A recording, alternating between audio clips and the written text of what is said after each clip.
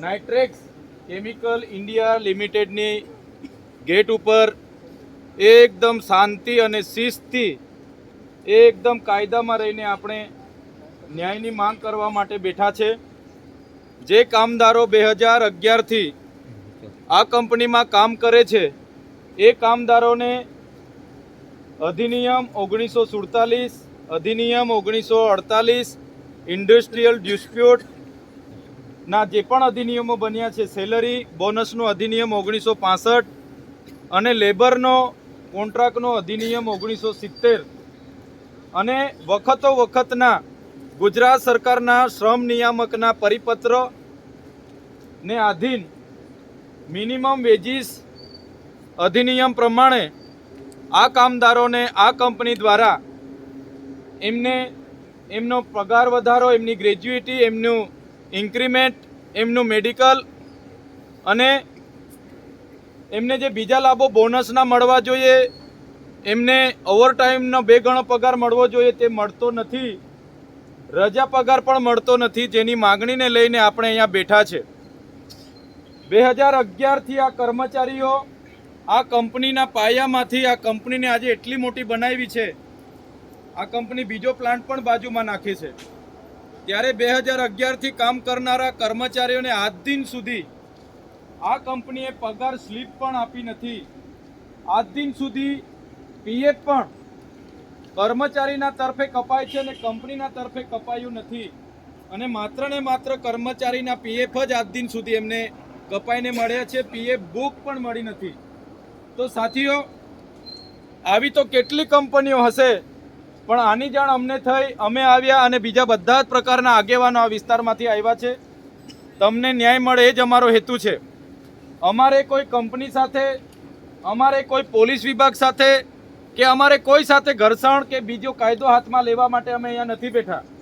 Company હમણાં પણ 10:30 વાગ્યા છે, હમણાં પણ કંપની બહાર આવીને આપણને એવું કહી દેશે કે આ તમારી માંગણી અમે પૂર્ણ કરીએ છીએ, તમારી પગાર સ્લીપ મળી જશે, તમારું પીએફ અમારા તરફે પણ જમા કરી દઈશું, તમારું મેડિક્લેમ છે એ પણ મળી જશે, તમારો જે પગાર વધારો છે વખતો વખતનો પગાર વધારો પણ મળી જશે, અને તમને જે પણ લોકો 3 વર્ષથી વધારે સુધી કંપનીમાં કામ કર્યા છે, જેમના 240 દિવસ પૂરા થાય છે, એવા લોકોને અમે કંપની એમ્પ્લોય પણ બનાવી દઈશું। હમણાં કંપની ઓથોરિટી બહાર આવીને કહી દે તો આપણે બિસ્તરા પોટલા હમણાં માંદીને હમણાં ગાડી સ્ટાર્ટ કરીને આપણે જતું રહેવાનું થાય છે। સાચી વાત છે કે ખોટી વાત છે? પણ કંપની અને અહીંના કોઈ પણ પ્રશાસન મગનું નામ મરી પાડવા તૈયાર નથી। પોલીસ વિભાગ આપણને એ કહેવા આવતું કે અમે એનું સોલ્યુશન લાવીશું, નથી એસોસિએશન વિભાગ આપણને કહેવા આવ્યું કે આપણે સોલ્યુશન લાવીશું, નથી અહીંના ઇન્સ્પેક્ટર આપણને કહેવા આવ્યા કે સોલ્યુશન લાવીશું, નથી લેબર કમિશનર આપણને કહેવા આવ્યા કે આપણે આ કરીશું। આપણે 3 દિવસથી એમને સૂચના આપી હતી કે અમે આવવાના છે, અને 15 દિવસથી જે પણ કર્મચારીઓ ધરણા પર છે એમની સમસ્યાનું નિરાકરણ આપણે લાવવું પડશે। અને માગણીઓ વ્યાજબી છે ભાઈ, માગણીઓ કોઈ આ લોકો પોતાની ઘરની કોઈ માગણીઓ માગતા નથી, સરકારશ્રીએ આપેલી જોગવાઈઓ આધીનમાં જ આ લોકો એમને મળવાપાત્ર અધિકારો માગે છે। ત્યારે આ કંપની એમની મનમાની કરે છે। પોલીસના કેટલાક ઉચ્ચ અધિકારીઓ આ કંપનીના લાઇઝનિંગમાં છે, અને નેતાઓ, ઉચ્ચ કક્ષાના નેતાઓ આમના લાઇઝનિંગમાં છે, એટલે પોલીસ વિભાગ પણ જાણી જોઈને આપણી સાથે અહીંયા ટસલ ઊભું કરવાના પ્રયાસ કરશે। એમના ઉચ્ચ અધિકારીઓ આદેશ કરશે કે આમને ત્યાંથી ઉઠાડો, ભગાડો, લાઠીચાર્જ કરો, ત્યારે તમામ આગેવાનોને મેં કેમ છું, કોઈએ ચિંતા કરવાની જરૂર નથી। આપણે ક્યાંય કાયદો હાથમાં લીધો નથી, આપણે શાંતિપૂર્વક આપણી રીતે ધરણા પ્રદર્શન કરીએ છીએ, જે આપણને સંવિધાનના આર્ટિકલ મુજબ આપણને પ્રાવધાન મળ્યા છે એનો ઉપયોગ આપણે આ કરીએ છીએ।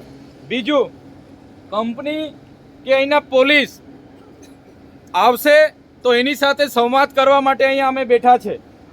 તમારે કોઈ પણ જાતની ચિંતા, કોઈ પણ જાતની કોઈની ટીકા ટિપ્પણી કંઈ જ નથી કરવાનું, બસ શાંતિથી બેસી રહેવાનું છે। એ લોકો રાતે 4 વાગે પણ આવે કે 5 વાગે પણ આવે, કોઈ પોલીસ સાથે તેરી મેરી કરવાનું નથી કે છોડી દે ફલાણું।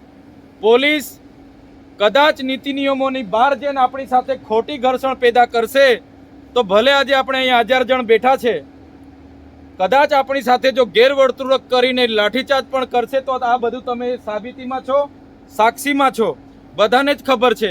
જો પોલીસ ઉચ્ચ અધિકારીઓની સૂચનાથી, કંપનીના માલિકોની સૂચનાથી અને કોઈ નેતાઓની સૂચનાથી આપણી સાથે ગેરવર્તણૂક કરે છે, આપણને હેરાન પરેશાન કરે છે, તો આપણા માધ્યમથી આખા ગુજરાતના લોકોને એની જાણ હોવી જોઈએ. આપણા માધ્યમથી મહારાષ્ટ્ર, રાજસ્થાન અને મધ્યપ્રદેશના લોકોને પણ આ મેસેજ જવા જોઈએ. અને જો પોલીસ કોઈના ઈશારાથી આપણને હેરાન પરેશાન કરવાની કે લાઠીચાર્જ કરવાની, ટીયર ગેસ છોડવાની કે રાઉન્ડમાં ફાયરિંગ કરવાની વિચારતી હોય તો આવનારા સમયે વધારે દૂરની આવતી સવારે જ આપણે તમામ રાજ્યોના લોકોને આહવાન કરીશું. જો પોલીસ કોઈની સાથે પણ ટીંગાટોળી, ખેંચામ ખેંચી, પકડાપકડી પણ કરે છે તો આપણે લાઈવ થઈને આખી દુનિયાને બતાવીશું કે આ તાનાશાહી શું કરી રહી છે. એટલે કોઈ પણ અહીંયા આવે, આઈજી આવે, એસપી આવે, પીઆઈ આવે, પીએસઆઈ આવે, ડીવાયએસપી આવે, અમે વાત કરવાવાળા તૈયાર છે. તમારી માંગ માટે, તમારી ન્યાય માટે અમે બેઠા છે. અને આવી તો કેટલી કંપનીઓમાં કેટલા કર્મચારીઓ સાથે આવું થતું હશે.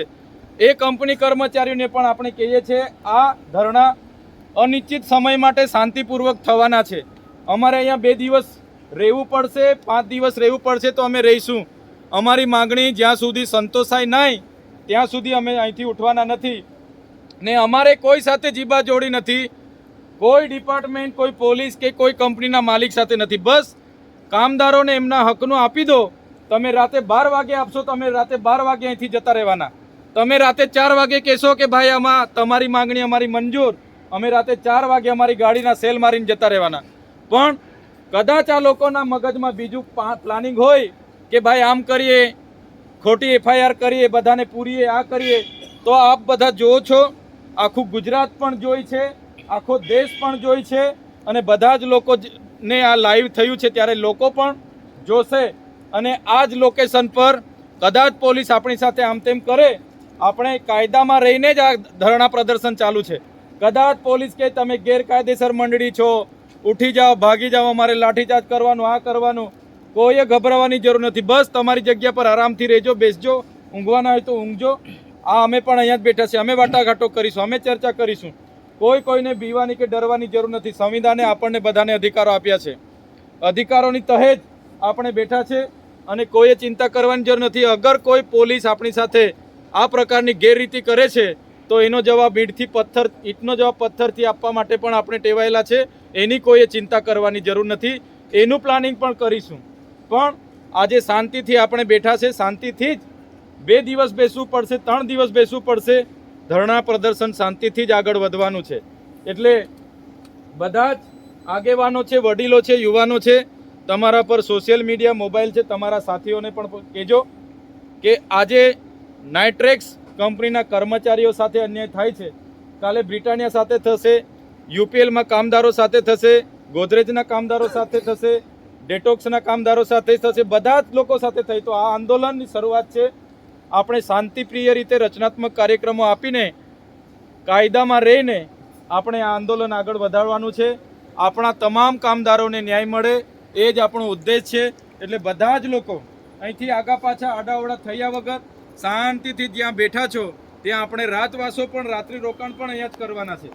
તો એક દિવસ માટે કંઈ તમારું કે અમારું લૂંટાઈ નથી જવાનું.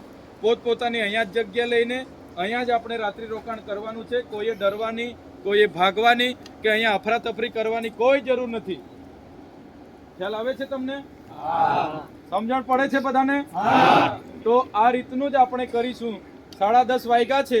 જો કંપની ઓથોરિટી, એનું મેનેજમેન્ટ 12 વાગે આવીને બી કહેશે, પોલીસ અધિકારીઓ, એમના જે પણ અધિકારીઓ, વહીવટી પ્રશાસન 12 વાગે પણ આવીને કહેશે કે તમારી માંગો અમે પૂરી કરી, તો 12 વાગે પણ આપણે અહીંથી રજા લઈ લઈશું.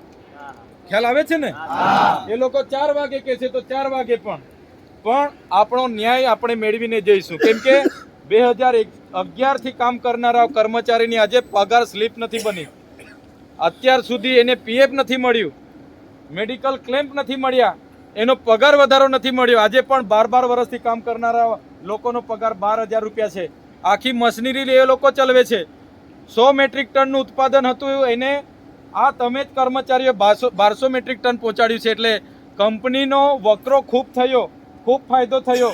એટલે એ તો પોલીસના ઉચ્ચ અધિકારીઓને પૈસા પણ આપશે, મોટા નેતાઓને પણ પૈસા આપશે, કહેશે કે આ હટાવો. પણ આ સત્યની લડાઈ ચાલવાની છે, કોઈએ ડરવાની જરૂર નથી. તો શાંતિથી પોતપોતાની જગ્યા પર પાણી બોટલ આ તે વ્યવસ્થા કરી, કોઈએ પણ આજુબાજુ ગાડીઓમાં જવાનું નથી, કોઈએ પણ ફરવા કે ચાલવા જવાનું નથી. આ જ આપણું સ્થાન છે, આ જગ્યાએ જ બેસી રહેવાનું છે. 5 જણ આમ જાય, 5 જણ આમ જાય, 5 જણ એમ જાય, 10 જણ પેલી બાજુ બેઠા હોય, 10 જણ પેલી બાજુ બેઠા હોય, એવું કોઈએ કરવાનું નથી. અહીંયા લાઇટ છે, સીસીટીવી કેમેરા છે, બધું જ છે અહીંયા. ને આપણા પાસે મોબાઈલો છે, બધા ચાર્જ કરી લેજો. કોઈ સાથે પણ કોઈ પણ પોલીસ અધિકારી ખોટી કોઈ તમારી સાથે ઘર્ષણ પેદા કરે એનો વિડીયો બનાવીને તમારા મોબાઈલમાં સ્ટોરેજ રાખજો. બરાબર છે? એટલે કોઈએ ગભરાવાનું નથી. તમે અહીંયા જ બેસો, કોઈએ આડાવડા જવાનું નથી. આજની નાઇટ આપણે બધા સાથે વાર્તાલાપ કરીને આજની રાત આપણે કાઢીશું. કાલે ફરી આ જ ગેટ પાસે 9 વાગે એમની ઓથોરિટી આવશે, મેનેજમેન્ટ આવશે, તો 9 વાગે ફરી આ વાત મૂકીશું. એને ન્યાય આપવાનું થશે, 12 વાગે આપશે તો 12 વાગે જતા રહીશું. આપણી માંગો 4 વાગે સ્વીકારે તો 4 વાગે, નહીં તો સવારે પણ એમની સાથે વાટાઘાટો કરીશું. કોઈએ ચિંતા કરવાની નથી. અહીંયા જ બેસો. જે પણ લોકો આ આંદોલનના સમર્થનમાં આવે એવા છે એમને તમે હમણાં જ કલાક બધાને સંપર્ક કરો. રાતે આવે એવાને રાતે બોલાવો, કાલે સવારે આવે એમને સવારે બોલાવો, અને આપણું આંદોલન આપણે શાંતિપ્રિય આગળ વધારવાનું છે. ધન્યવાદ. બધાનો ખૂબ ખૂબ આભાર. જોહાર. જય આદિવાસી.